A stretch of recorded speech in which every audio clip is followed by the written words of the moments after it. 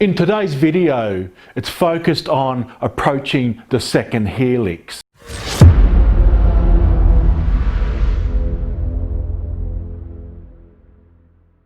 Soon I'm going to take you around the layout, sort of show you the work I've done to date leading up to this second helix. Now I've sort of decided I'm going to call it the floating helix. Now technically it's not quite a floating helix. I've redone the viaduct fascias and I've called that viaduct fascia 2.0. Well, I've got the front and the back completed now. It's all attached.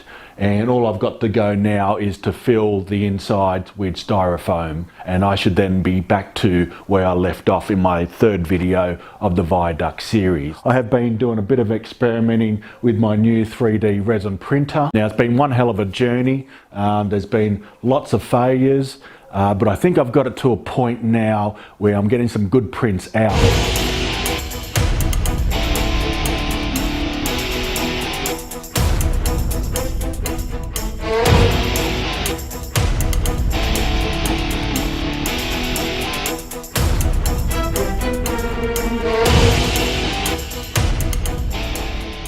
I'm going to take the gimbal around, show you the work that I've been doing, with the main focus being second floating helix. And this helix will take us from level 2 up to the last level of 3. You can see down here, this is the front fascia. So this side and the other side has been totally redone. I did change some of the design. Obviously, originally what tweaked me to redo it was this section right here was just too large. So what I've done, two main things I've actually done to the original design. Brought these arches closer to the top. So this area here is a lot thinner and represents the Stanwell Park Viaduct a hell of a lot better. And then the second thing also, on the legs, I've actually increased each side 5mm, and I think it just gives it that much better profile. So going back a couple of videos, you would have seen that I've sort of done the track work up to this stage. I had the sub road bed done all the way up to this point here. So what I've done from this point is I've finalized the sub road bed all the way around to this point here. This track will come around and it'll head into this area here, which will be the helix, and it'll go from level 2 up to level 3. So this is the framework that I've done to date. Strapped it quite well, and this is why I'm sort of calling it a floating helix. If I sort of get down, you know, hopefully if I've secured it well enough, I won't need any outside supports. So hopefully there'll be just a centerpiece that will sort of give it the representation of a floating helix. But anyway, look, that might change. We'll see how we go and once we start erecting each of the tiers. Now, just on the tier side, quickly show you the first helix that I've done. This goes from level 1 up to level 2, and because I've got 500mm between each level, I've done 5 tiers. Now, as you can see over this side, I've actually raised the sub-road bed, and once it gets all the way around to here, it's around about the 90mm already. So a few more mil, it'll come up, and that way I can actually cut out one of the tiers. Will only need 4 tiers to get to the height of level 3. Now, one of the other things is I do have to come back to the middle down here. I do have to cut and give myself access so I can get to the middle. I will need access to this side where I'm laying track on each of the tiers. Over on this side, where it sort of comes around, I will have access from the outside, same as all the way around there, and the other side. I've put in the bottom platform on the end. You can see a line that's been drawn here. Now that's done with my yardstick. I've got a bunch of holes drilled here with measurements, and as you can see there, the outer circumference is 920mm. Don't know if you can see that there. I'll get my stick out of the way. And you can see there, that's where it's meeting up with that line. This part here, it's not a brace or anything like that. It was just to get that screwed in so I can get my circle drawn in once I get the landing done. And I have a bit of a guide on where the helix tiers will be fastened to.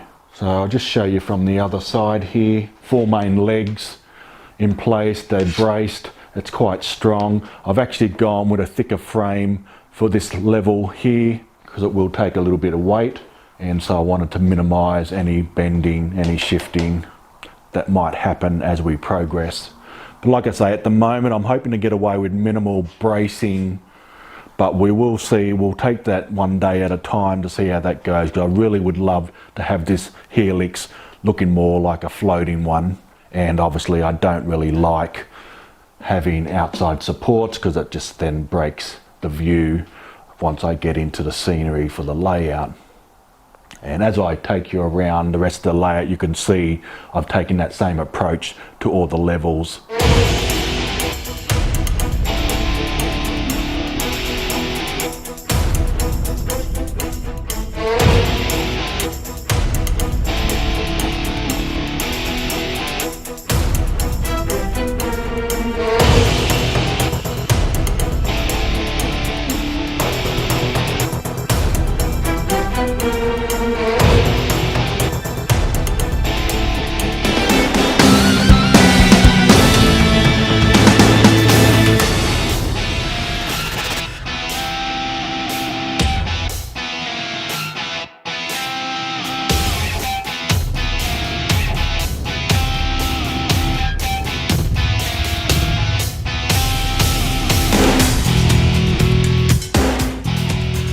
So just getting back to this side, I'm going to bring this level across to this side.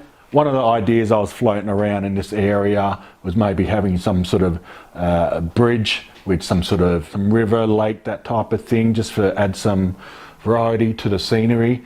Because I think at this stage, between level 2, the escarpment, and this side, there'll be some sort of divide here just to split up that scenery, because obviously over here it's not about the escarpment, it's a branch line, it's going off somewhere else. So I think with this Helix I've just got to, as I said, I'm sort of doing the framework bit by bit. I've actually got to go do some stock take on what material I've got just to make sure I do have the right stuff ready to go. As I progress level 2, get this Helix done, I'm going to have to come back and quickly at least design the track work in this area here, so I can then start to fill in this area here, and that will also mean not only level 2, but I'll have to do something similar with level 3, so could be one of the last things I actually do. Scenery wise, there's going to be a big industrial shed along this wall here that will cover this track.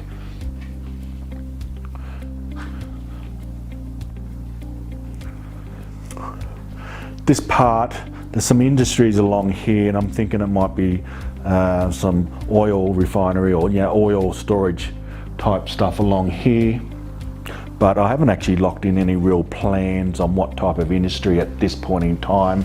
I've just sort of left myself some good sidings and that type of stuff to fit stuff in. Along this wall along here will be another big industrial sheds. Now when I say large industrial sheds, if you think of a steelworks, these buildings are going to be at least 300 millimeters high, and then over here will be the maintenance shed that will come off one of these other main big sheds. As I said, a lot of the detail is just floating around my head at the moment. I haven't locked anything in. Along this side, I do expect to have large industrial sheds, so there's going to be a lot of scratch building, to be honest. It comes along here with level 1. Again, we're still in the steelworks area. It comes around. There will be a divide here. As the train comes around, it's not going to see the viaduct here. There'll be a divide, and this is where then it enters into the first Helix, which goes from level 1 and brings the trains up to level 2. Up here there'll be a tunnel portal around here somewhere where it comes out of the Helix, and all this top section here will be scenic, comes up to Stanwell Park Viaduct. On this side it'll have the tunnel. So as we enter, and then we'll come out, maybe around here somewhere we'll come out, it'll be a divide in the layout, sort of sets a new scene. Now this is where it then enters and comes into the main station. But originally I was sort of tossing up between Stanwell Park Station and Helensburgh Station. I didn't do Stanwell Park due to the fact that the leading curve was back to front and didn't make any sense.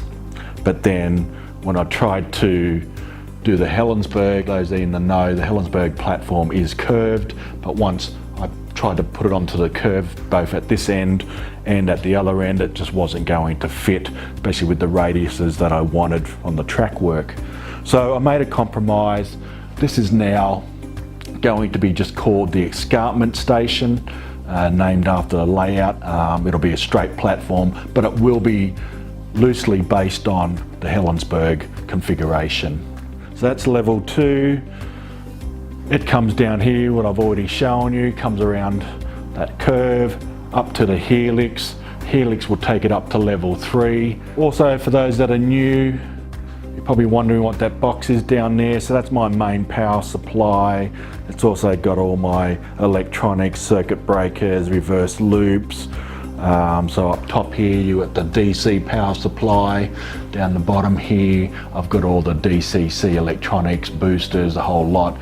And obviously it has a whole bunch of breakout to each of the different buses that I'll be running around the layout. I think that concludes what I'm up to at this stage. The update on the work that's been progressed to date. So as I said, the main focus has been that Helix. You've got an opportunity to see a little bit more of this layout that's in progress at the moment. As I said, you know, the journey's been going for a little bit over a year, but I've still got a long way to go. So there you have it. Hope you enjoyed the video. Hope you got something out of it. So until next time, bye for now.